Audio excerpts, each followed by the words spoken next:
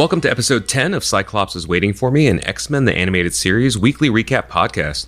I'm Rod. You can find me at YouTube at youtube.com/RodKim. And I am JC. You can find me on Twitch every Sunday night playing Dungeons & Dragons with our group called Aldgate Adventures, where I play Calgor, who is effectively Hawkeye but misses way, way more. Cyclops is Waiting for Me is our weekly podcast series where we are going back and watching every single episode of the original 1992 X-Men the Animated Series in their original intended script order, building up to the release of X-Men 97, which is coming to Disney Plus next year. Supposedly. They haven't given us a release date, so... I think most of us are speculating it's going to overlap with one of the live-action Marvel movies. But we'll see. We'll see how that evolves. You're speculating that more than maybe. Well, not in specifics. I know we mentioned the last episode, but maybe just in general. It can't be an accident. I don't know. We'll see. I could be completely wrong. This won't age well. It could definitely be wrong. So some quick reminders. We're a recap show about a series that came out 30 years ago. There will be some spoilers, but if you don't want it spoiled for you, pause the podcast, watch the episode, come back. Please come back. Please come back.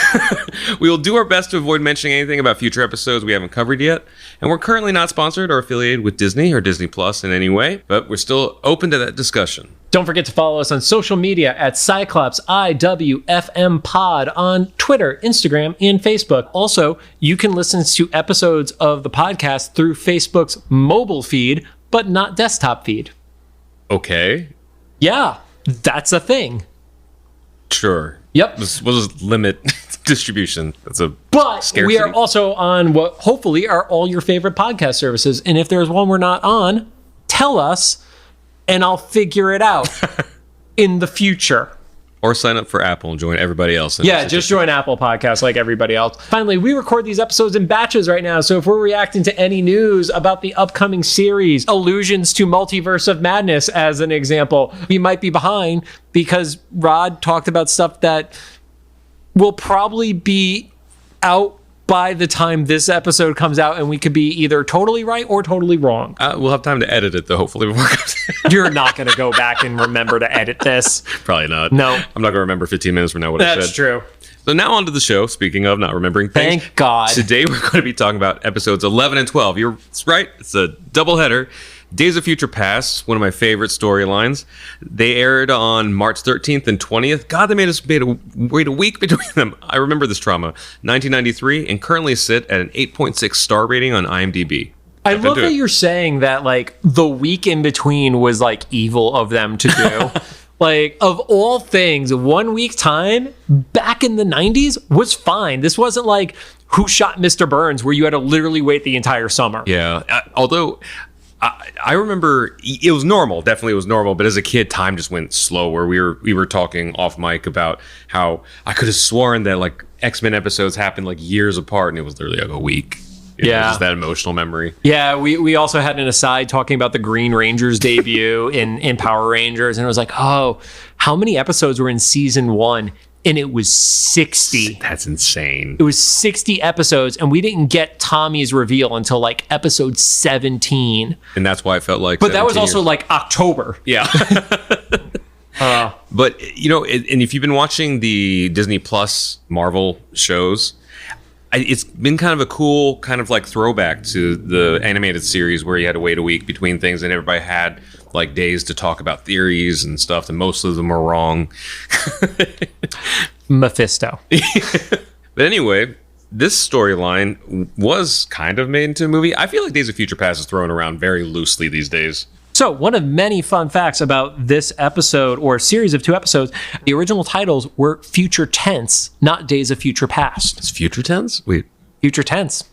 According to one of the fandom websites, which I did not go back to verify. Trying to compute that. No. So, it's okay. Okay. It was always in the show as Days of Future Past, but the original script title was future tense. Oh, it was literally the words future. Okay. TENSE. Gotcha. My brain did not compute that. What was happening? The look on your face makes me sometimes wish that this was a video podcast, but I also don't want to edit a video podcast, so I'm happy it's not. And you might be able to see like the hamster wheel start like screeching on top of my head. But this one had, I think if I wasn't already totally hooked on the show as a kid, this one really just kind of, it went into that dystopian future, and this was it. This is the one that sold me because it opens up. I'm just going to read my notes specifically. It says, recap from Slave Island. That's interesting. Then, oops, I'm watching the wrong episode because this was one of the ones that was out of order and I just let Disney Plus autoplay. But I recognized that at the beginning. Anyway, recap is from the first 2 episodes, which is also interesting. And it opens up with the Statue of Liberty and the Sentinels flying around it, and you kind of follow them to a point where you see... Well, we're in the year 2055, which is very important. 2055, yes. We're very much in the future. Thankfully, still in the future in current day. And we see Logan running with 2 people that I don't recognize. I'm not sure if you did necessarily. So those are mutants that were literally created just for the cartoon in this episode. Okay. They are not analogs to anybody that exists in the comics. And I like that you can tell they're mutants just because of how hip their 90s fashion is. Basically, like they have great hair even though they're in a dystopian future and probably don't have clean water. Yep. So Wolverine has bigger, grayer hair. That tracks. Like bigger chops on the side. And then we get a little bit of a Sentinel fight. And we see the mutant powers, which one has arbitrary, like, energy blast arms, or energy blast, and the other one has metal arms and runs really fast like a battering ram. Plot devices. It works great. And I like in the background, you can see X-Men graffiti, so it kind of like drops the hints that there's a lore here, like a legend of the X-Men happening. Yep. They defeat the Sentinels in the fight. They start winning, but then they get stunned by unknown mutant, which we find out. Tracker. Tracker. Yep. Which I recognize as Bishop. I honestly can't remember if I recognize Bishop from the show, the toy, or some comic thing. You definitely recognized him from the show. Okay. Was he introduced in the show? No. So he was definitely in the comics, but just given your experience with comics, I'm willing to bet that you saw him in the show, which led to his toy. I love the Bishop soundtrack is like this swampy harmonica music. The Sting, yeah, I literally wrote down, it was like, it gave me like old Western cowboy Sting vibes, like when he shows up. It's like, it's not the whistle, but it's just like, I don't want to even call it Lone Ranger-esque, but there's something that is just like Desperado vibes. It's almost every time that he walks in on frame, you just hear that. Yep. It's exactly like that. I do love at that point Wolverine makes some sort of comment of, don't I know you? Yeah. It's which, as a kid, I always saw time travel movies. I was like, how do you not remember the person you saw before? Now that I'm almost 40, I'm like, oh yeah, no, I totally get it. So, and obviously we're skipping a little bit ahead, but the interaction that Wolverine has for the first time with Bishop is in 1993. This going to 2055. Yeah. So it is a 60-year plus time frame between. Also, as we established in our last episode, Wolverine dives headfirst into a lot of things and gives himself concussions. A lot of concussions. Even with the healing factor, there's still some lost brain cells there. Yep. And Bishop takes in those 3 as bounty. We just mentioned the foreshadowing a little bit. One of the things is that Logan calls Bishop Rookie, which I guess just becomes a catchphrase for Wolverine at that point. I had something here that I didn't know if it was a trope because at the time, besides X-Men, I wasn't really into a lot of sci-fi stuff. But the whole idea of a dystopian future and like bounties and stuff reminded me a lot of Alita Battle Angel because I just recently rewatched the movie. Yeah, I need to watch that for the first time. Oh, you've never watched it? Okay. So there's an idea of like, since there's no police, that citizens are just rewarded for capturing, criminals. Theoretically, it's easier to do that because you have vigilante style people and they're probably not exactly somebody that, if the Sentinels and their leadership is already anti-mutant, they don't mind if 5 mutant bounty hunters get killed trying to capture another mutant. It's just fewer mutants for them to have to kill. Yeah, that makes sense. I thought what was kind of a cool connection, though, was that even though Alita Battle Angel was a fairly recent movie, that the storyline came from a manga that was in the 90s. Yep. So it just kind of felt like maybe that was the vibe at the time for the future, like what you saw the future being and stuff. So, yeah, so Bishop takes in Wolverine and the 2 random... Rebels. Mutants. The Rebels. The Rebel. Oh, yeah. Well, they call them Rebels. Yeah, the Rebels. In, and the Sentinels check his ID, and that's when we actually find out that his name is Bishop. Tracker Bishop. But where they brought him is the most important part. It is literally called a Mutant Termination Center. So there is nothing about it that is up for debate. You know what is going on there. Very subtle. But that's literally the opposite of subtle. But then the Sentinel destroys Bishop's like ID or whatever, saying that his quota has been fulfilled. Like, what is it?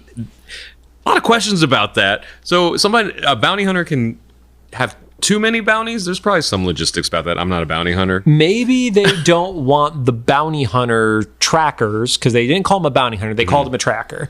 Maybe they don't want the trackers getting too rich and then starting an uprising. Yeah. So, yeah. Or maybe catching on to like what's going on or something. Yep. So the Sentinels end up taking both the 3 rebels and Bishop, kind of in a figurative way, like, or the metaphorical way, like at gunpoint, because it's Sentinels. You just know they have blasters in their hands.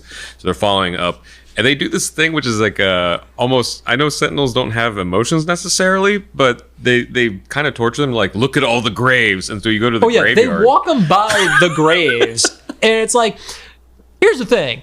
I get if you want to, like, showcase the graves outside, so it's like the reminder of like, hey, we're gonna get you, you're gonna die. If you're in this area, you're already set for termination. So at that point, you're right. It is psychological warfare and torture on people you're intending to kill already. Because otherwise, why go to the courtesy, or quote unquote courtesy of, I made air quotes again on the audio podcast. God damn it.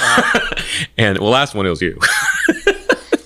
But there wouldn't be a courtesy of having graves inside the termination center unless it was that, I would guess. Just for that last bit of torture before they actually murder them. And it was specifically the X-Men, so once again, kind of following up on the lore that your heroes are long gone. Yep. And it was extra striking to me the years they had on these graves.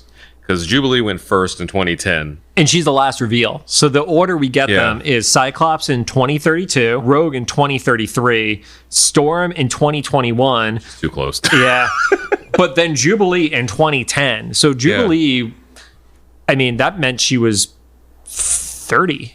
Yeah, which also, if you've been following the show, which I hope you have been, because we're on episode, 10 by now? To be honest, just watch them in any random order. Right. But that they always leave Jubilee behind to watch the mansion, and the mansion gets destroyed every other week. So, that kind of tracks. It's not, you don't wish it on her, but when you hear it, you're like, oh, okay, you know what? They leave her behind enough times, then that makes sense.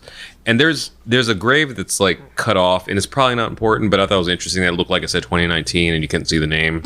Yeah, that one was obscured, and any research I did, I couldn't find like an allusion to who that was. The most we could have done, if we put effort into the show, would have been to look at the comic, which we'll talk about in some of the notes, to see if there was a grave that was marked as 2019 in the comics. Oh, that's right, because there's that cover from Days of Future Past, right, with all the... Well, that was like wanted signs and stuff like that, but I don't know.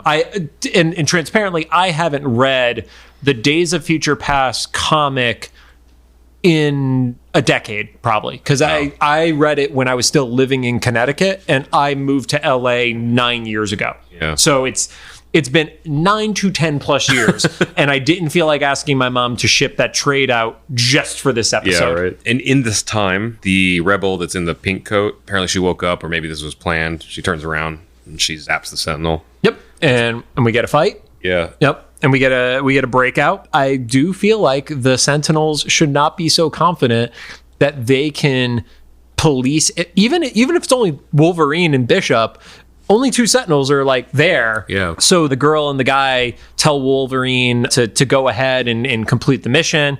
Bishop goes with him. We do get the reveal of Nimrod, which is still the weirdest name for like this super Sentinel to me. I've never understood the name Nimrod. Was that from the comics? Nimrod is in the comics, absolutely. Yeah. And then real quick before we move on, I finally noticed the glitch this time. Is Wolverine, the bottom half of his face, the part supposed to be flesh tone, his neck turns like yellow for like a couple beats. Yep. It's like a weird little thing. And then I know it's a canister now, but in my notes I was like thermos because I couldn't think of words. One of the rebels is like, continue the mission. And my notes literally say like, she hands him a thermos. I was wondering where you were going with thermos. Like, again, sometimes I wish this was a video podcast. I don't want to edit a video podcast. Yeah, so that's when they go and they see Forge. Forge is a classic character from the X-Men. He invents lots of cool shit. Is that his power? I never quite grasped what Forge's like skill set or powers were or whatever. Forge makes a lot of cool shit. Cool. Well, that makes sense. Yep. He's got the leg thing. Yeah, he does have a leg thing. And by leg thing, it is like a cybernetic leg. And Bishop is shocked because they have a working time portal. So it made it sound like that was a fairly common thing, at least at maybe a government level or something. Or at least that was something that was known to have existed at one point. Yeah. Bishop isn't exactly shocked that there is a time portal, mostly just that one is working. Yeah. That had existed sometime between 1993 and 2055, I guess. Yep. So we have some catching up to do in the next couple decades. Oh! So Bishop understands the concept of the time travel machine and everything, and they talk about the assassination of the 90s. At the time, I was a little confused, but the longer this conversation went, the more I understood that this was such a big event that everyone just understands what it is. It's kind of like JFK's assassination or something. They're like, oh, that one. Mm-hmm. And it changed the course of time. Effectively, the way they refer to the assassination of the 90s is like us saying 9/11 to an extent. Yeah. Not to be flippant about it, but it literally was just, you just have to say something general, and it triggered that response from everybody who knows what it is. It's that level of momentous event for the people within this world. And in being on brand for me, instead of saying that Logan was given a transceiver from Forge, I have Logan was going back in time with his Fitbit. Yeah, so essentially Logan has attached to his, or is going to get attached to his arm, a temporal transceiver. And the whole thought process is that is what will keep him in the past. And he basically says that this is a one-way trip. He is not planning on making it back. Whatever he's going to do to stop the assassination, he doesn't think he's going to make it back to 2055. And Bishop doesn't believe it. And their response is like, okay, well, do you have a better idea? Because this world sucks right now. Yeah, and Bishop kind of calls out how overconfident they are that it'll be kind of that simple, and volunteers to go instead. Right, because they're hiding the identity of the assassin, and Bishop kind of calls out Wolverine of, all right, well, do you think you're actually up for this? Because he couldn't even defeat Bishop, let alone X-Men at their prime. And surprisingly to me at first, and then made sense, Forge agrees. Forge is like, he's a spring chicken and you're not. Yeah. So he's twice as tall, so let's send him back. I'm pretty sure it's not a bias against height, but the ageism is real. Yeah. Well, I guess he's just jacked, like he's just like way more jacked or whatever. Yeah, and that's when Nimrod attacks. There's the Sentinel hand shows up in the door, blasts Wolverine, and then Nimrod goes through the door. And at the time, Bishop jumps in through, and he gets teleported into a dirty alley. It was just hilarious because he's like, oh, well, it didn't work. Of course it didn't. It's just that he ended up in a shitty neighborhood. I love that. Yeah. Whole concept, because he sees some kids playing. He's like, wait, there are children here and they're playing openly in the street. Which, why are children playing in a shitty alley? Right. But anyway, because you look around, you're like, you're right, it's not that different. No, there's like broken buildings. There's like a car that's decimated. And even the first couple newsstands he passes don't have anything. They're broken. Yeah, they're broken up. It's wild. It's a dead neighborhood. They just clearly, and there's just some, like, it doesn't even look like kids that fit in that neighborhood, like pretty gentrified kids. Yeah, there were definitely kids in like polo shirts kind of scenario. But Bishop does not realize where he is, and he doesn't remember what got him there. And that's the important part, because he sees a not destroyed newspaper stand, and then he realizes where he is because he says it's Monday in the year in 90 something. And it was like, wait, why does Monday matter? Like, did he teleport out of a Wednesday in the future and Monday is what's throwing him off right now? I just have that thing from Office Space. Is like, the case of the Mondays, right? Even when you're an X-Man, that's not a correct term. Even if you're one of them, the Mondays still suck. I'm pretty sure one of them is more offensive than saying one of the X-Men. Even if you're a tracker, Mondays still suck. Am I right? So he acknowledges he's in the 90s, like it works, and he's just weird partial amnesia. Because he remembers he time traveled, but not why and who he's supposed to get. And it was, like we established, like literally minutes ago, it was such a big event that it was very clear, like what he had to stop. I guess to us, it'd be equivalent of like you said, either a 9/11 or JFK or something. Like, you got to go stop that thing. Yep. And then you get there and you're like, what was I supposed to do? Yep. And he gets triggered by seeing a picture of Xavier. Yes. Yep. In the newspaper. Yep. I guess is a little foreshadowing. I didn't realize that until just now about why Xavier would be in the paper. We'll come back to that. Yep. And then we cut to Rogue and Gambit visiting Beast in prison, which, honestly, I had kind of forgot that Beast existed because they left him out a lot of episodes. I forgot that this entire season, Beast is in prison. Yeah. Like, looking back on my childhood, I don't remember Beast being in prison the entire first season of the show. Yeah, me neither. It's just I don't know. I guess he was gonna be the MacGuffin or whatever. That was just too easy to. I don't know. Whatever. They're visiting him in prison, and I thought initially it was weird that they had the bars closed. I don't know that it wasn't like in a visitation thing or whatever. But then I was like, cartoon logic. That's think fine. too much about it. Yep. But what I did love about that scene is Rogue gives him a book called "You Can't Go Home," which the book itself is literally about the passage of time. Is the concept of the book. So great thing to give to a person in jail. But she also says it had a good cover. When you look at the animation, it is literally just the title of the book and nothing else on it. It is the stereotypical plain book cover with a title from the cartoon world, and I love that. They just kind of paint the picture like, yeah, Beast is the smart one here. We need him back. Yep. And then Gambit is very much Gambit, and he's like, yeah, it's great picking out gifts for Beast. You just have to look for the books with the most dust on them. And Beast quotes, I had to look this up, so I'm not trying to pretend I even knew this. A line from a poem, To Althea from Prison by Richard Lovelace. Stone walls do not a prison make, nor iron bars a cage. I read the rest of the poem. I don't think that's a hopeful quote, but it was interesting that he took it that way. Like it sounded like a poem written by a guy who knew he was going to die in prison to someone outside of prison. Interesting. I did not read the rest of it. Rod, you get a gold star for research. That makes that scene so much more depressing now within context. But I'm not a literature scholar, so maybe I also have context kind of wrong because I only read like a few more lines down in there. Put a little bit of music underneath it, and then you're an expert in it. There you go. Yeah. But if you're listening and you do know the actual context, feel free to educate us. Yeah, tell us how wrong we are in the comments. And then going back to where I thought it was weird that they were in the cell with Beast, Gambit he starts having like a little bit of an episode and wants to get out. He almost blows up the bars by charging them up.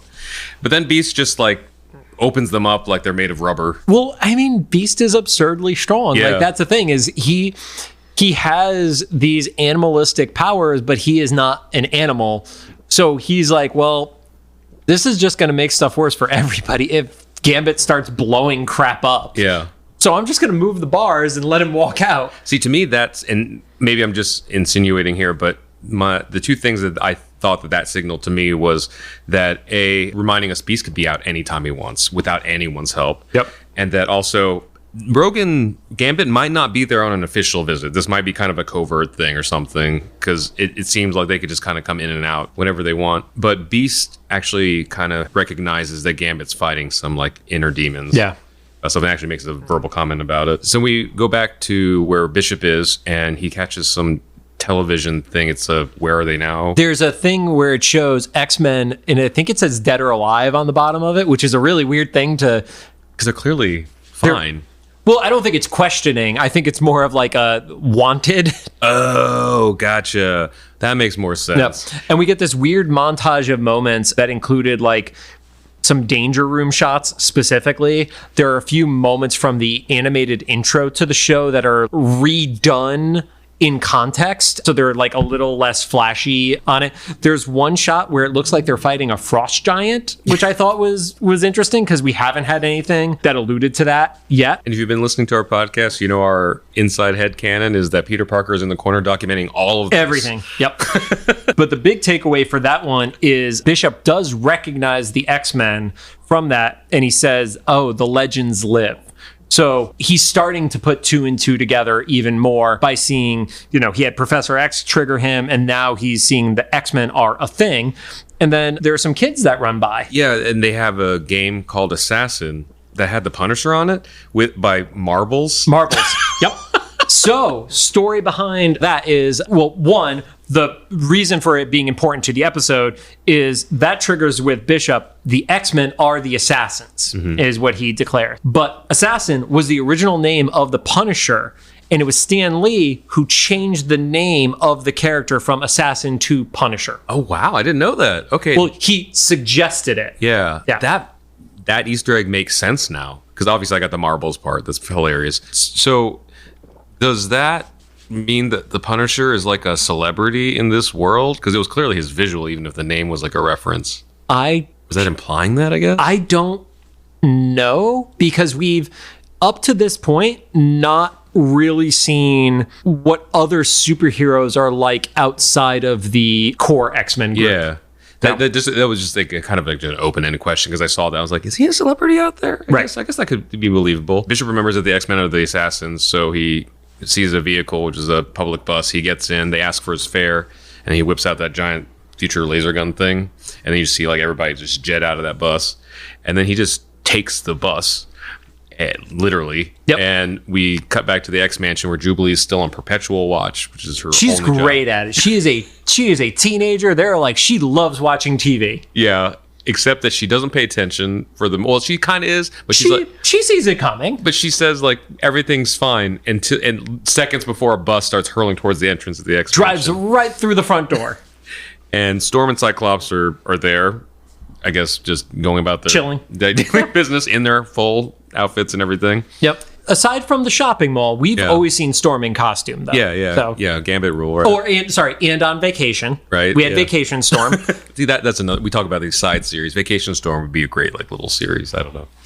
It wouldn't be, but it's. It would not be. So there is a little bit of a fight there. Storm gets shot. Cyclops gets shot. Wolverine pops up and Bishop recognizes him. They're able to subdue Bishop and, they start kind of examining him and his weapons and stuff like that. Jean makes the comment of, well, thank God these were set to stun, which if you're trying to stop an assassination, maybe don't set your weapon to stun. Right. But apparently the power readings from the weapon are off the scale, kind of talking about the value of future tech. And then Jubilee is looking to cross patch into Bishop's arm thing, which I'm assuming was the temporal transceiver. That would be like trying to plug in an analog TV into a USB port, essentially. Yeah, between this and her picking a digital lock with like a piece of wire a few episodes ago. Oh, I guess when they were on Slave Island? Yeah, I guess we're just establishing that Jubilee is some like techno nerd or expert or something. Or technology was just that lame. There you go. Because here's the thing, she couldn't do it. Right before they got to this part, though, I do want to point out, I think it's funny that how this kind of chain of events happened when Bishop was attacking Storm and Cyclops, that Jubilee rescues Storm and Cyclops, but then Wolverine rescues Jubilee, and then Bishop recognizes Wolverine, and then Professor Xavier rescues Bishop. It was like the opposite of like a Mexican standoff, like through the guns. It's like everybody's like saving each other. I just want everybody shooting each other, personally. But yeah. Right. And then speaking of, Xavier basically goes, can I probe your mind to Bishop? And Bishop's reaction is like, I have a choice. But hey, you're the first one he's asked consent for. Right. And then he does it anyway when you've not said yes. Very on brand. And so Professor X uses Cerebro to read Bishop's mind. Which, by the way, I love. As he's reading people's minds, it broadcasts onto the television too. Yeah, very dangerous. I mean, apparently everybody here, very pure of thought. Yeah, this is true. Yep. There's a lot more stuff in there. Especially next episode where we talk about him probing Gambit's mind. That was a dangerous choice. Yeah, this is like Jubilee, you have to leave the room. But yeah, so you see there some future visions. There's politicians campaigning, and it says, "Do you know what your children are?" Which is a play off of "Do you know where your children are?" Which was like a parenting thing from the 80s and 90s. If anyone didn't live through the early 90s, late 80s, that was a huge thing, which is an interesting. You know how they always say that you can only envision the future in the context of your present. I don't think that's ever that's not a thing right now. It's not a slogan, but that was literally on the nightly news. Yeah, like 10 o'clock news or whatever. It would be a chime that would literally say on TV, it's 10 o'clock or 11 o'clock. I don't remember what time it actually went off, but it would literally be a chime of, do you know where your children are? Yeah, I remember that in like very early childhood, and then eventually at some point it went away, so I saw that, and the thing, it stood out to me, but also it was funny that then they were like, oh, that's going to last forever, right? That's going to be... And then we gave our children phones with GPSs. There you go. Yep. We also see some of the mutant camps, and then you see the Sentinels surrounding the woman president who had been in some of the earlier episodes. Also, what stood out to me is there is a shot, and we're going to post this on our Instagram for those of you who hadn't seen it, where a Sentinel is blasting Wolverine, which is actually an homage to one of the famous comic book covers from the original Days of Future Past storyline, where it's Wolverine getting blasted by the Sentinel hand. I'm going to show it to Rod right now just so he knows what I'm talking about. That's so cool that they put these little moments in there. So that's the shot from the episode. Oh, wow. Okay.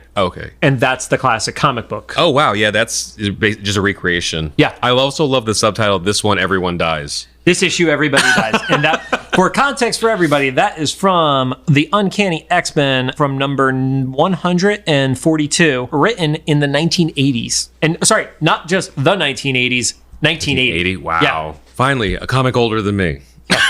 Seriously. Yeah, so Cyclops is skeptical that it's real. Wolverine is skeptical that it's real. He makes a comment about it, and then Jean says something to the effect of, no, I sense his genuineness in this.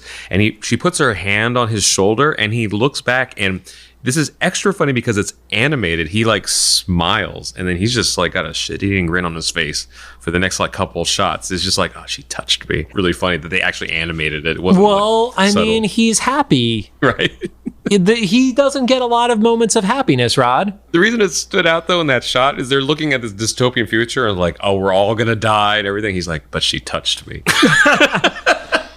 And then he also says, at least I didn't lose my hair. Like, he's just happy-go-lucky now. He's in his happy place. He doesn't believe it, but he's simultaneously happy that he didn't lose his hair. But then there's the comment around something else came back through the portal. They actually reference the Terminator. They do reference the Terminator. Very self-aware. So, yeah, they literally said Mr. Terminator to Bishop. Cyclops is still being an asshole. Still, that's just a given. And then they decide to go to the spot where they find an energy signature, effectively, which looks like a door. That makes sense because the time portal was shaped like door square things. So, shut up, Rob. This is the time I wish it was a video podcast. Yeah, it's going to be great when I throw a book physically at you in a second.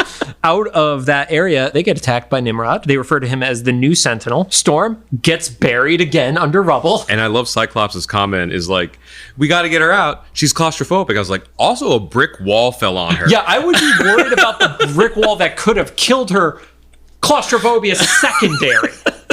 And Storm recovers very quickly. Yep. No physical or psychological damage that you can see. Nope. Just concussions. Tons and tons of concussions in this group. Jean got shot, so that's fun. Storm effectively makes ice, which makes Nimrod slip, and then they freeze him. They break him up while he's cold, and they think that they've won for a second. And then it's like, oh no, he can reconstruct himself. And then Bishop knows to destroy a certain part of him.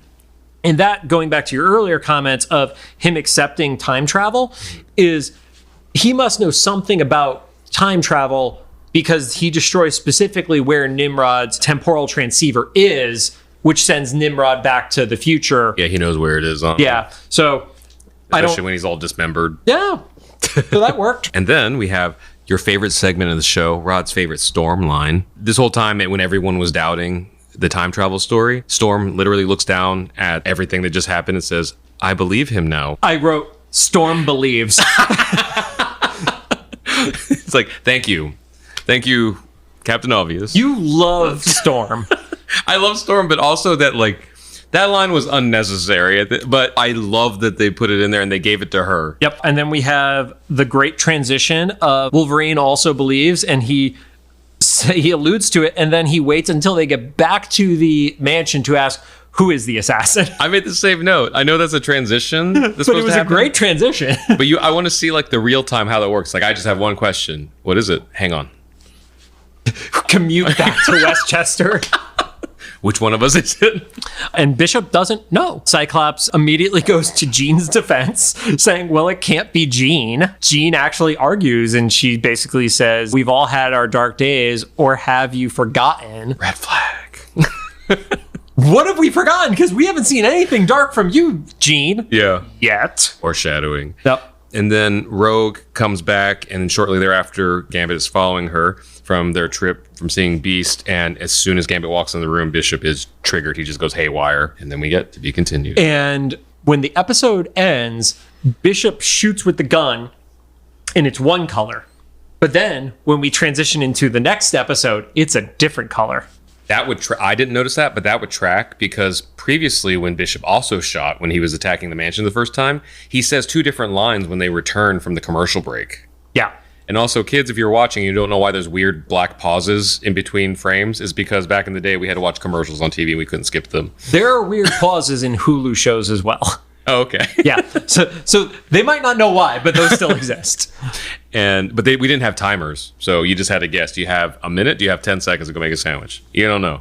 Yep. But that one, it was something like, actually, I was going to guess, but I took a note of what he said because that's what we're supposed to be doing here. Earlier, Bishop, before the commercial break. Commercial break or episode break? Yeah, right. Well, no, commercial break earlier in the episode okay. for the bus thing. He shoots and he says, assassins. And then it goes to black. And it cuts and it purposely shows him raising the gun again in the same way. And then that time he says, for the future. Yep. It's like, so which one was it? And I think it might have been a little bit of an error because he says for the future, like a little bit later also in the fight. Assassins of the future. There you go. Yeah. And that's to be continued, except for you, because we're still going. So we're on part 2, which back in the 90s happened a week later because they tortured us. Gambit has walked into the control room and gets what we think is going to be shot by Bishop based on the cliffhanger of last week. But Rogue decides to jump in front and take the shot for him. And this was a cool shot, too, because following this, we kind of got to see the other perspective of them entering the room, like they were driving back and everything. So I don't know if the animated shows for kids did that before. They're like, let's see a different perspective. This show was so much more sophisticated in its storytelling than lots of shows. You know, this show didn't end with the more you know, G.I. Joe tropey stuff. Yeah. And Wasn't trying to be educational. Exactly. We're like, we know what this is. And then I think Gambit gets shot anyway, which is kind of funny. I mean, hopefully. So there's the further conflict that keeps going. Gambit is just really confused why some random dude just tried to shoot him. Like, he doesn't have the full context of who Bishop is. And his response when he hears the accusation is, yeah, you're giving us the best kind of lie one can't nobody prove, is specifically how he phrases it, because he's Cajun. If there's Cajun listeners out there, is that offensive? Because there's moments in this, especially when other people call him the Cajun. Is that wrong or is that endearing? I don't know. Is Cajun offensive? Hold on, let's find this out. And I don't want to sound overly woke. It's kind of a genuine thing. It's just interesting that they don't call the other people by, you know, they don't call like Rogue like a Southern Belle or something, you know, like constantly instead of her name. Was formerly considered an insulting term, became a term of pride amongst Louisianas by the beginning of the 21st century. Oh, so I guess not. There you go. So it's by then, yeah. So around the time this was written, it was slightly offensive. And then when we crossed over into the new millennia, that's when it was no longer 21st century. Is that considered progressive? I don't know. Or like ahead of its time, I guess. Let's not debate that, because nope. But yeah, Bishop explains that Gambit was the assassin and he specifically kills someone in DC. Yep, kill somebody in DC and all mutants get blamed. And he basically talks about that there's mutant control laws that get put into place, and we see some visions of the future. Master Mold is specifically shown. There is an army of Sentinels, and then we see some other characters interacting with Sentinels and Rod. Who are those individuals? This is fun. I've already failed the quiz. But who I recognize Sunfire and the Morlocks, I believe. Yep. There's Cyclops and someone next to Cyclops who I recognized visually, but I couldn't figure out their name, or I tried to even Google it a couple times, and there wasn't enough information for me to find out. You mean his brother Havoc? Who's wearing his X Factor costume. Oh, God. Yeah, the name was on the tip of my tongue. And you know when that happens, when it's like, oh, it's on the tip of my tongue, and you're like, it starts with and it's the letter, and it's never the right Yeah, you letter. were going with That's like an happened. R or something like that. I think it was literally an L. I was like, it was a... Lavic. Yeah. Yep. We also see an image of an older version of Beast, Jean, and Scott, because they're all grayed. Yeah, that's how that works. And there's mention of how the camps are built, and the camps are the final step. Again, they're having no problems giving allusions to, you know, the camps in Germany. Like they go for it hardcore. Bishop then mentions how essentially this created a new world order for humans as well. And you see a shot of the Oval Office with a Sentinel literally ripping the roof off of the Oval Office, and they're standing around the female president, the same shot from the last episode. We got a little overlap, so it kind of connects. Yeah. And then Bishop still does not remember who was assassinated. Which is still wild, because it feels like that's the biggest detail. It makes it really hard to prevent an assassination if you don't know who's being assassinated. I agree. That's a very important detail. And the thing we get from all this is the Sentinels just kind of go overboard for one reason or another, and that someone is assassinated in DC, allegedly by Gambit, and Professor X realizes, going back to the news headline that we saw in the paper earlier, that he's going to be speaking for mutant rights or whatever in DC. So he asks, like, could it be me that's going to be assassinated? Right. wild to think. Like, it's like a Jesus Judas kind of situation, right? You're like, is one of my students going to be the one to kill me? And Wolverine has the moment with Gambit. He's like, well, you've never been completely straight with us about your past, which it's like, damn, Wolverine just turned on you really quick for not trusting this other dude. And also the pot calling the kettle black. Like, how much has Logan shared about his past? I mean, according to the Sabretooth episodes, not a lot. Right. And Storm kind of goes to Gambit's defense, saying that specifically that she knows Gambit better than anyone, which either could be kind of like a kinky thing or that they have a history. But she also looks down Rogue when she says it. She's like, I'm going to get some of this. Because even though I don't read a lot of comics, I do know some of Storm's history, and it seems like maybe they're implying that they have some shared empathy to each other, because Storm also has like a history of being a thief a bit, like a pickpocket and stuff. So maybe she sympathizes with him a little bit in his past. Well, one thing that has not been touched on is how the different members of the X-Men came to be a part of the team in the comics. So obviously it's not officially show canon until it's show canon, but Storm was the one who brought Gambit into the X-Men in the comics. So there may be some sort of illusion that she also was the one who brought Gambit into the team within this show. Oh, that's cool. That's really sweet too, because it's kind of, if you don't know anything about the characters like I did, or their relationship, it seems like an unlikely pairing. Yeah. I wouldn't have guessed that was the pair that came in together. Obviously Gambit feels betrayed, and he decides he's going to go to DC to stop the assassin, because that's what you do, is fulfill the prophecy, like some Oedipal complex. Yeah, I'm going to purposely go to the spot where an assassination happens to prove that I didn't assassinate somebody. Sounds like I'll check out. Yep. Bishop decides he's going to threaten Gambit again, which this dude who's literally ready to kill Gambit at the drop of a dime, they're not separating them at all, really. Yeah, they just let it keep going. Wolverine basically goes, no, you're going to stay behind, and you're going to stay behind, and I'm going to stay behind. And that makes sense, and also makes the very next scene hilarious. Because they decide to play poker. Sure. There weren't iPads then. I don't know what the... It's a bunch of dudes in the 90s. Yep. We're going to play poker, which is also a fun choice when one of those players is someone who specifically makes playing cards explosive. Or just has access to a lot of cards and is considered a thief. Like, let's take away the mutant power aspect for a half of a second. This dude's gonna cheat. Yeah. And then, of course, gets accused cheating by Bishop. Yeah, they get in a fight immediately, and Gambit takes a shot literally at Bishop, and Bishop, we finally see what his power set is. It's explained more formally now, because we knew he had energy related capabilities, but this is like, oh, you're going to hit me with an energy blast? I'm going to absorb it and shoot it back at you. Yeah, and then he specifically says, I absorb bioenergy and all that stuff. Which is a hell of a phrase to say. Right? Yeah. Bioenergy.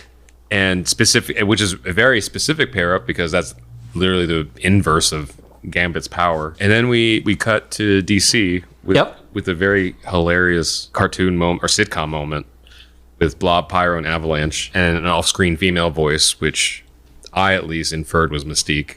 Yes.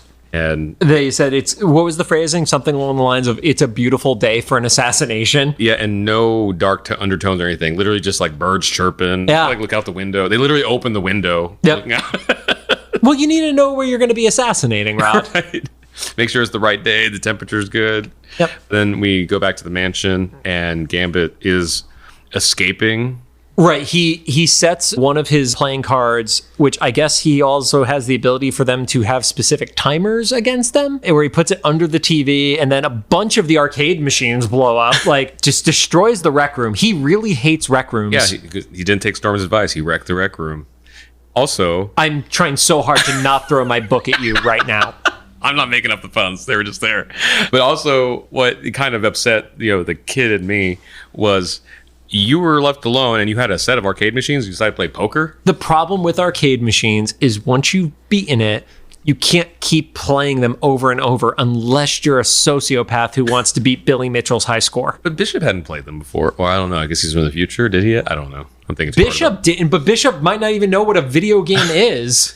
But also the logistics of this whole thing is if Wolverine's supposed to be babysitting them and you're worried that one of them is going to assassinate someone that's going to set off a chain of events of the end of the world, and the other one is some psychopath that you don't know if he's telling the truth about being from the future, or even if he is what he's telling the truth of, is to not contain them in some way, shape, or form and instead to They don't contain anyone. Right. We've gone through this. People just get away with whatever. And it's like, yeah, sure, whatever. Run away. I don't care. Gambit steals one of like the mini jet. It looks like the Naboo starfighter, essentially. You know, I would love actually, it's a little closer to an A-wing than a Naboo starfighter. I would love to just believe that that's what Professor X has laying around in his collection. Yeah, because of the multiverse of madness. Right. And then we go back to DC. Yep. Scott and Jean are kind of behind or supporting Professor Xavier at the mutant hearing, and he's arguing with the senator, which is kind of cartoonish. Senator Kelly, specifically. Senator Kelly. Yep. Which is kind of cartoonish, but if you've ever watched some of these more like heated Senate hearings, isn't too far off. It's very reminiscent of British Parliament hearings. Okay. Where they just yell at each other and interrupt each other, and British Parliament looks awesome. I don't know how anything gets done, but they're ready to fight. Which, I've seen some of that recently with recent events, and fair question, because things are happening. Maybe not the ones they want to. So Kelly asks him if he's associated with renegade mutants, and he also accuses the school of being pro-mutant propaganda. Professor X starts to answer and immediately is cut off by Senator Kelly. Which tracks. Yep. For American politics. For anybody that may be listening, not familiar with American politics, that it is not unusual to see. So as that altercation is happening verbally, start seeing some buildings shake, which in this universe, we know what that means. And it means they're in Los Angeles. Because if they were in Los Angeles, they wouldn't care about it. They'd just be like, the amount of shaking that happens in Los Angeles would be like, whatever. But so but it's not Earthquake, because Earthquake is not a character that we're talking about. It is Avalanche. And he's with his buddy Pyro. Pyro makes the Flame Dragon, which is like the coolest version of Pyro's powers so far. Like, we actually get to see that. The level of control. Cyclops shoots a hole through the wall, and I was like, oh, Cyclops just missed. Which I feel like has got to be the hardest thing to do, is miss when your power is literally what you're looking at. But that's a whole other thing.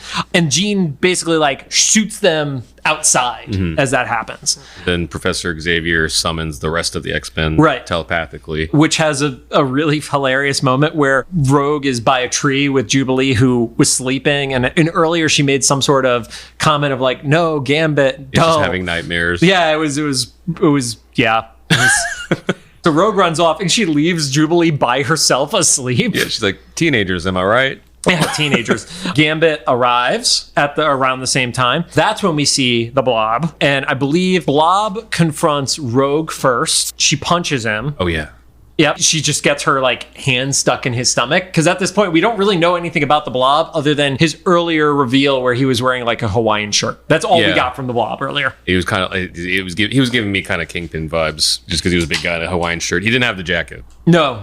And his power is very different from the Kingpin. But also that's the first time that we see kind of a more rounded out set, where his powers at all, but definitely the round, because I didn't mean to make. You keep calling him round. I didn't mean to make that pun. I was I was gonna say well-rounded, but the thing is several things happen to Blob in that sequence that you just kind of see the extent of what he can do. Or is he doing it? He's just kind of standing there. He's just kind of standing there taking it. But he's absorbing a lot of stuff. Yeah, and then I would imagine this was intentional, but he calls Cyclops Four Eyes. Yeah. And I'm making the one for Cyclops and the 4 for Four Eyes. Yeah. And I think that's just to show he's kind of big and dumb. Yeah. He's strong, but he's dumb. Because basically, Pyro, Avalanche, and Blob are all kind of dumb. And it's on brand for him because Jubilee is one of this onslaught of trying to take him down. And she shoots her powers, her fireworks or whatever. Her pew-pews. Yeah. At him. And he burps them away. Yeah. Yeah, he does. And then Rogue, which I thought this was kind of a cool, smart thing for a show that we've been talking about, where Rogue takes Pyro's fire dragon so far up the atmosphere that it extinguishes. Yep. Rogue gets chased by the fire dragon and it extinguishes from the lack of oxygen. Wow, that's really assuming kids are smart. Or fire dragons aren't. There. So they end up defeating Blob temporarily by freezing him in ice in I would imagine that's what's the lake in front of the reflecting pool? The reflecting pool, yeah. I'd imagine that was their version of the reflecting pool because it's not very high. Yeah, because it's only like waist deep water. Yeah, if that, because in Forrest Gump or something, or even in Show. It's waist deep. Show. Gotcha. It is blob waist deep in Show. Yeah, gotcha. Yep. A few other things get like broken up and messed up. There's like a church steeple that almost falls. Jean catches it telekinetically, which I think that's the biggest thing Jean has lifted or held physically with her telekinesis. Yeah, and she specifically says like it's way too heavy. Yeah. So Rogue goes in and saves the catch. Wolverine runs under and saves a little girl. As that happens, the villains give the classic "he who fights and runs away," and then the other one, I believe it was Avalanche, is just like, let's just get out of here. Yeah, he has some common sense. He's like, why are we monologuing? Yeah, no, leave. And then Wolverine has the most John Carl moment of the episode where he goes, the kid's crying, do something, and hands off the crying child to somebody else. Jubilee, yeah. Yep. And then Jubilee takes the kid, and then Rogue actually has the pun in this episode. Which was? Bishop is running into the building, and Rogue says, hey, Bishop's running for Congress. I purposely didn't write it down. One, because, again, I hate puns. Two, I knew you would. I like that there were two lines this time, and they weren't from Storm. Like they were like, we're gonna give these away to other characters. Yeah, we have to have other people make puns that make John cringe. So Senator Kelly goes into the room with his blue-haired aide. Blue-haired, gray-haired. It was definitely a bluish color. That was a little progressive for a senator's aide. They're just like, she's not old. Yeah, back in the 90s, that was a very progressive hairstyle for somebody in politics to have, especially because that wouldn't even work right now. I didn't even put that together. That was a political job. I mean, she's with a senator in a hearing, so... I guess that's just like in my head filtering it out through like modern lens. Yep. They walk into an office where it's like, you're going to be safe here, Senator. And then immediately he sees that same woman tied up, and then the person transforms into Gambit. Obviously, at this point, we know it's Mystique because there aren't that many shapeshifters to worry about yet. The actual Gambit interrupts, making the save, and then Bishop runs in the room, and there are two Gambits. And what is Bishop's solution? Like, I'm just going to take you both out. Which, at that point, he's admitting he's going to kill an innocent person. Yeah. And also, arguably, the assassination was pretty much prevented. Do you still have the killer there? You still, okay, so I wouldn't say it's prevented when you only have a person you don't trust and then a person with a gun. It's not prevented yet, Rod. But it's, I don't know if like the shoot both of you and ask questions later would have been like the only choice at the time. No, it's a maybe let's get the senator out and let these idiots kill each other. That's even a better option. Yeah. Just and the aide, I'm guessing, we're... Oh, yeah, shoot the aide. Oh, that's not what you were saying? All right, so Rogue comes in, sees what Bishop is going to do, and effectively stops Bishop, rips off his temporal displacement thing, temporal transceiver. These words. The words. There are so many MacGuffins from 80s and 90s cartoons. I can't keep them all straight. There's the one from G.I. Joe. I can't remember the name of it now, of course, because I'm talking about it. But it was the something weather transceiver. And that was like, there were 3 parts of it. And that was the whole basis of like a multi-part G.I. Joe episode. And it's that's not a real thing. Yeah, well, at least it wasn't a floppy disk. It's true. That was the thing for like everything. Yep, everything was on a floppy disk. That one sounded like a Rev Just to Spite Us. Yeah, that was a Rev Just to Spite Us. Leave that one in.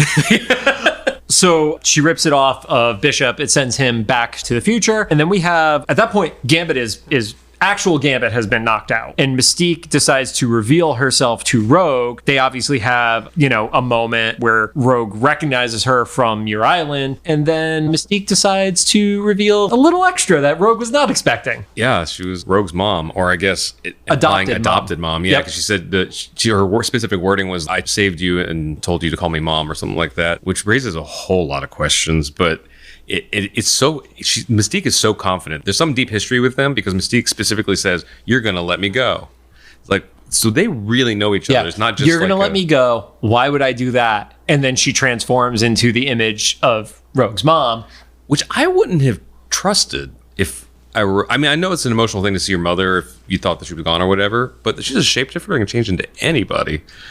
But you would have to use Rogue's logic of how would she know? I guess, yeah. Again, go to 1993.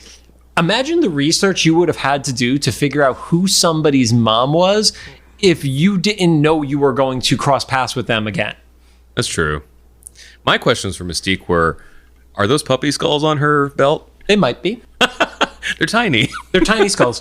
So, yeah, Gambit is like laid out on the table. Rogue helps Mystique escape. Mystique basically is like, yeah, failed Apocalypse. Rogue is kind of questioning, like, why would you side with him?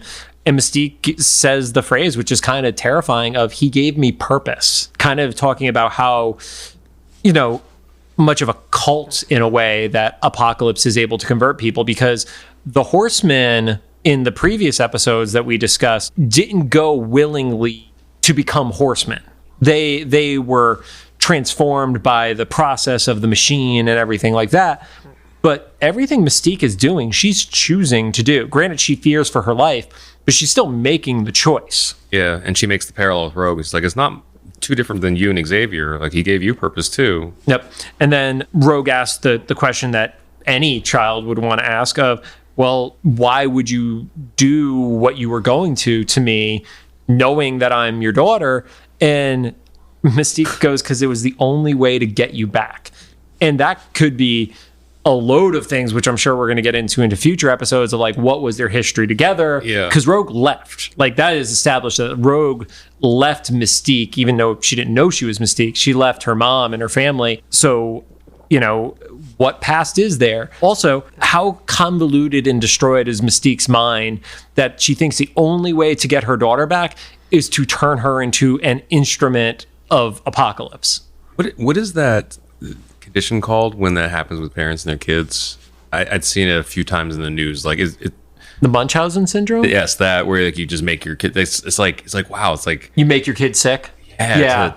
To keep them around. It's like, yeah, that's the thing Eminem had to deal with his mother, I believe. Yeah. So it's like, okay, Rogue, at this point, maybe like commit your mom to something other than getting back with her. Like, yeah. Some other place. From there, we flash forward to Bishop, who arrives in a still ruined future, and he sees Forge, and Forge is like, well, we'll try again and again if we have to. And then you get one of the best and most infamous visuals from the X-Men comics, which is Wolverine, just the skeleton within what is the equivalent of a Bacta-tank. Yeah.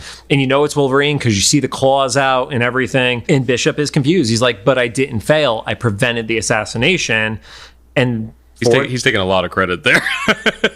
I mean, he did a lot, but here's the thing. He actually doesn't know if he prevented the assassination because he got sent back for. But all that said, Forge, being incredibly calm for all things considered, is like, well, maybe it was something different. And that could get taken a bunch of different ways. It could also be taken as, is the future a foregone conclusion regardless of whatever you change? It's that whole destiny argument of no matter what, will we still get to this place, even if the events that get us there are a different route? Yeah, and in the current day MCU, there's the absolute points.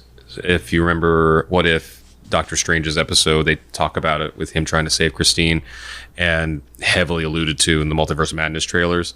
It's like that. It's like, is it like that? It's like, we're just not going to be able to change this. We can change things in between, but not... Right, at the end of the day, you could still do everything you want to, but Christine dying... Spoiler for What If, whatever. We've warned about enough spoilers in this show. Yeah. Also, Doctor Strange, she died. How many years ago did Doctor Strange come out at this point? Yeah. It's just the timeline of this episode is off the rails. 2055, modern day MCU, what if? I don't know. But yeah, is there a fixed point that the mutant control or, mutant termination camps need to become a thing? That's, in essence, that could be a thing. It's destiny. It's all theoretical at that point. Or did they just not have the right theory of which point in time to change? Yeah, and I also, now I'm watching this as I'm older, like that they didn't just do like the War of the Worlds thing, where they're like, oh, there's thousands of alien ships like attacking, and we just have to get the one, and then the rest are going to fall out of the sky. It was like kind of heavy-handed to assume that, like, oh, you prevent this one event, and it'll make sure that all this other stuff in history doesn't happen. All right, it doesn't work like that. So the interesting part for this whole thing is he thinks he prevented the assassination. Then we cut back to, quote unquote, the modern time, the 90s again. Yep. And they go into Kelly's office and there's a massive hole in the wall. And you have Jean, Scott, and Xavier going in there. They realize Kelly is gone. And Professor X points out that his watch has stopped. And of course, Cyclops probably would have fought anybody else for saying that statement, but he's not going to fight Professor X. He gives a little bit of a snotty, well, why is that important? Yeah. And then Professor X says, well, because my watch, he drops the watch. It then proceeds to ping onto the side of his hover chair, has been magnetized. And Cyclops punches the wheelchair. Cyclops would not punch a wheelchair. He would just punch the guy in the wheelchair. He's like, why would you be magnetized?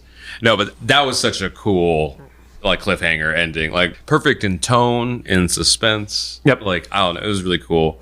Also, kids, if you don't know what a watch is, okay. I hope you know what watches are. They know what watches are. They're literally Apple watches, Rod. But do they know why watches wouldn't work with magnets around? I'm pretty sure an Apple Watch wouldn't work with most magnets around at this point. I don't know anymore. I mentioned a phone with a cord to the kid at one point, and they were like, what? Why? But yeah, then we got to be continued. And I remember in a previous episode, I said we're going to keep track. I have not kept track. If you've been keeping track, let us know in the comments if these have had any sort of rhyme or reason. All right, let's go to some interesting factoids about the... Or before we get into the factoids, do you have any just closing thoughts around this episode? Or 2 episodes? Yeah, this storyline happened much faster than I remembered it, but it makes sense. Everything does. Like we mentioned the Power Rangers stuff and everything.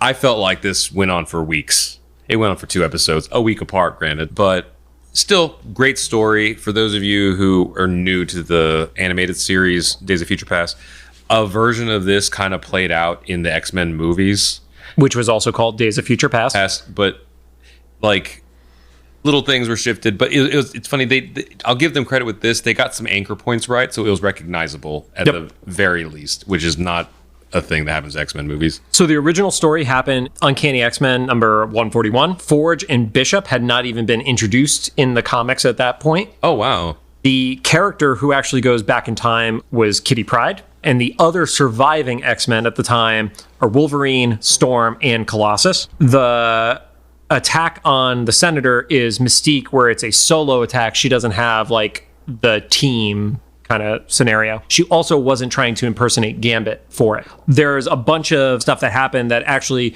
resembles X-Men number 8, which I know it gets confusing with the numbers, but Uncanny X-Men came out well before X-Men in the 90s. So there's a storyline revolving around Gambit being one of the survivors. We already mentioned this, but Wolverine's helpers were not based in the comic book in any way, shape, or form. Solo in the comics? He's not solo, but you had Storm and Colossus at the time, and also Kitty herself. Jubilee actually did die in real world 2010 in the comics, and I say die with air quotes again. Air quotes on a podcast. Well, she became a vampire. Okay. Yeah. I didn't know that. So current version of Jubilee has a child and is vampiric in nature. Comics man.